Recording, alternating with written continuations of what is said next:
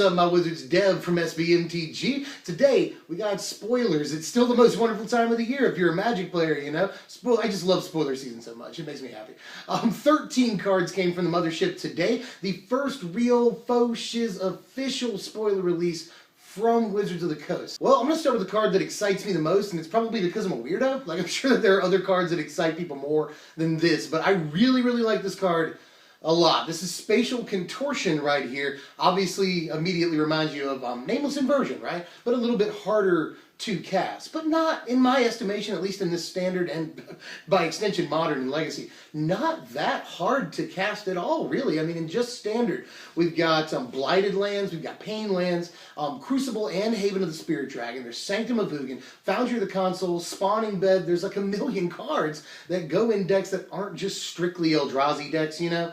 That could make this a thing. It's not just an Eldrazi card. I could see, you know, mono green aggro, mono blue aggro, both, you know, decks that want a good removal spell. And if you're playing monocolored, you can play these colorless lands a little more easily. Oh, Seagate Ruins is another one, by the way. It's going to be in this set, produces colorless mana. So you can just keep going. You know, I think that this is a very good removal piece that will see its way into maybe a lot of things. I'm not going to say that it's going to make like weird aggro decks a thing on their own, you know. It's not at all that. I just think that it'd be fun on a budget level to include this in blue or green aggro. But I do think it'll have applications other than that. I can see this showing up as a 1 to 3 of in certain things. And especially in Eldrazi-based decks, this is obviously a great piece of removal, or a pump spell for your big guys. Siege Rhino, by the way, included in that. There's a couple of big guys, but mostly Eldrazi is what you think about pumping with this, obviously. But I'm done talking about the card for now. I know that it just looks like removal to some people, but I'm actually really excited about having great removal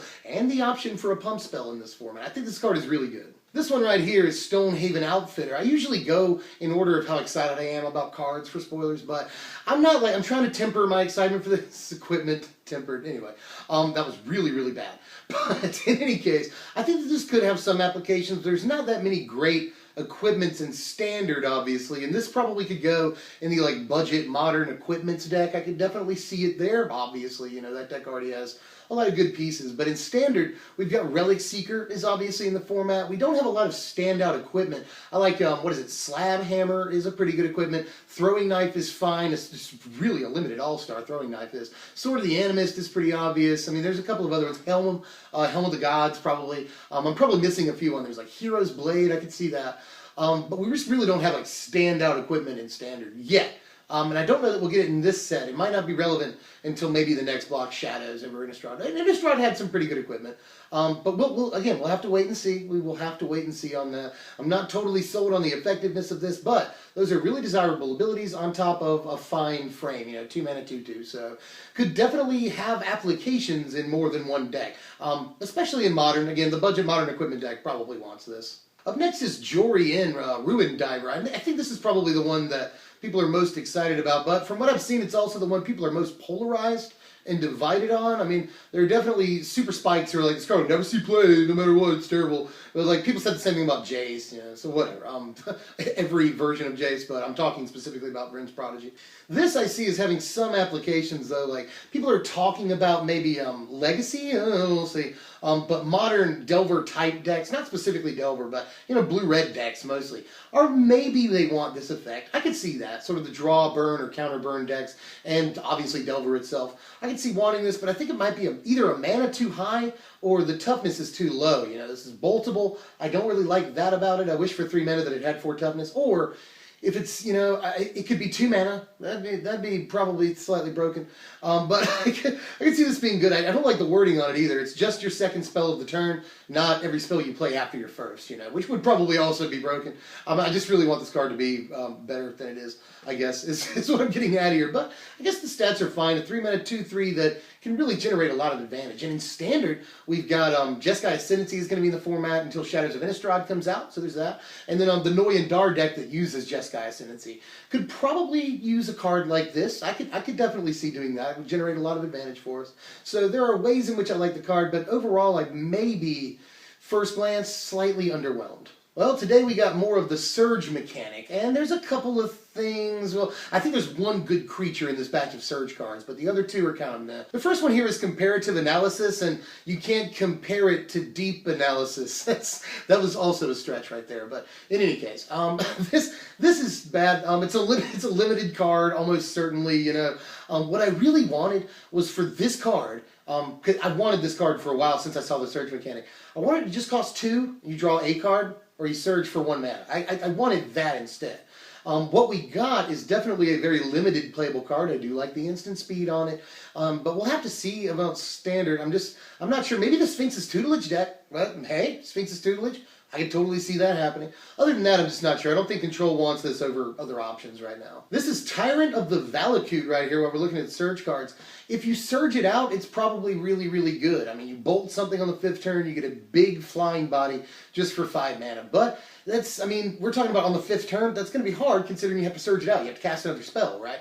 So I'm not totally sold. When I first looked at this, I was like, maybe Inferno Titan looking slightly, but it's not. It's not. It costs a mana more a lot of the time. You know, I mean, if it does cost a mana more, it's not going to give you the Inferno Titan ability. You know, you can't divide the damage. Nothing happens when it attacks, and it's not Inferno Titan at all. I don't know why I thought that when I first looked at it. A limited All-Star, absolutely. Like a lot of these cards we saw today are limited All-Stars. But we'll have to wait and see about standard. I don't think this will work, especially while better sets are in the format. This, on the other hand, is Reckless Bushwhacker. I think this is a great card. Red gets a flexible creature in the 3-drop slot. You know, you'll probably play it on the 3-drop whether you're surging it or not. You can play a 1-drop creature and then this on turn 3 and swing for a sizable amount, you know. Or what I was thinking too in Goblins really wants this card. What you can do in Goblins is on the 4th turn play a Goblin Piledriver and then surge this out, swinging with both of them. I think that'd be a really, really good play, right? Especially while we've still got, you know, on the 3rd turn you could Hordeling Outburst and then curve into this with a Goblin Piledriver. That'd be super sweet on the 4th turn.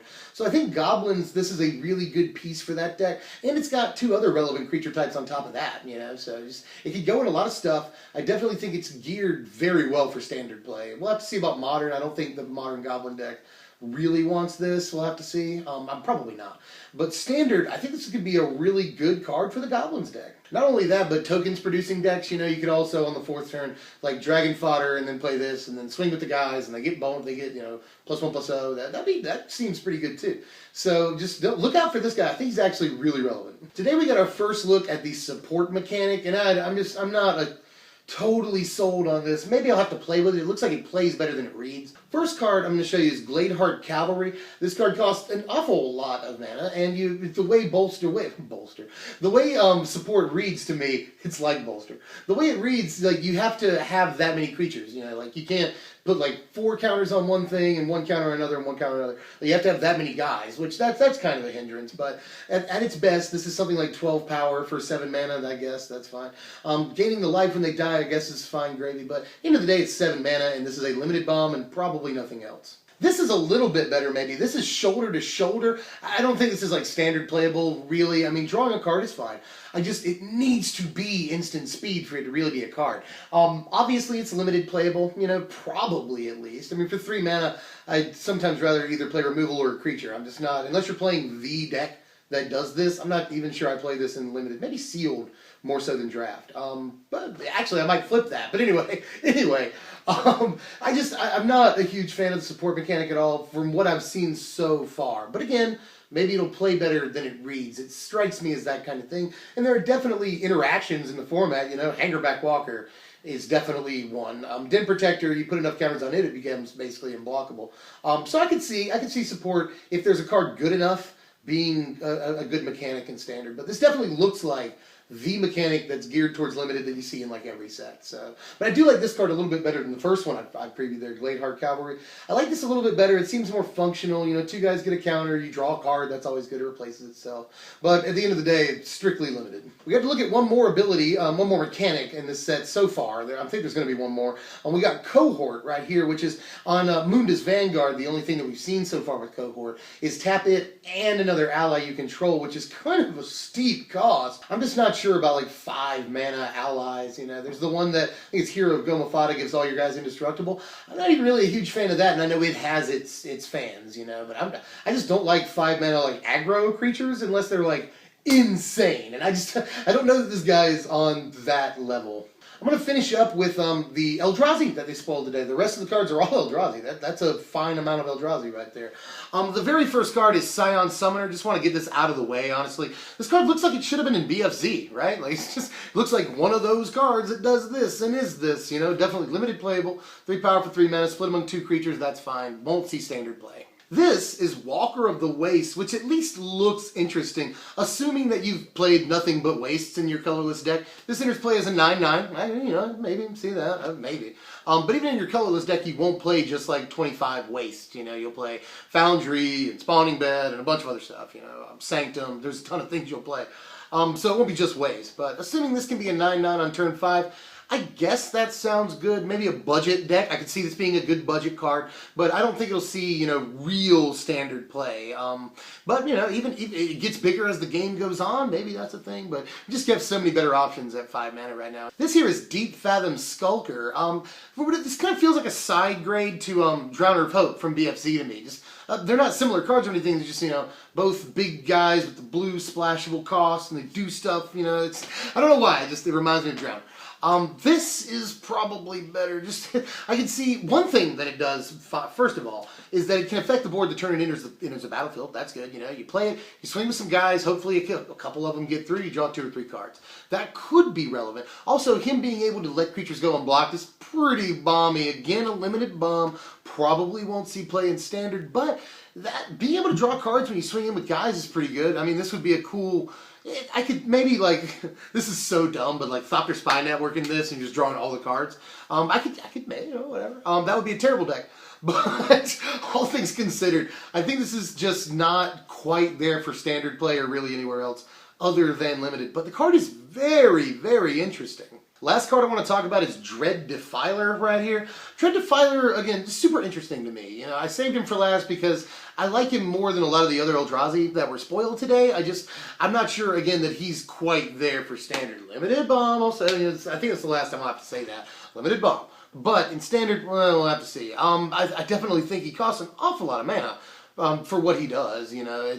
And he costs mana, so much mana to use his ability. I'm not entirely sold, but I do like the fact that you could like pitch an Ulamog somehow, end up dealing 10 to them. This works with Torrent Elemental pretty hilariously. So there were some things, but like Barrage Tyrant didn't see play at all. And Barrage Tyrant is arguably a better card than this for all intents and purposes. That's pretty much all for the spoilers today. It's spoiler season now, so they're going to start happening nearly every single day. Stick with us, subscribe if you're new, because there's going to be a ton of spoilers.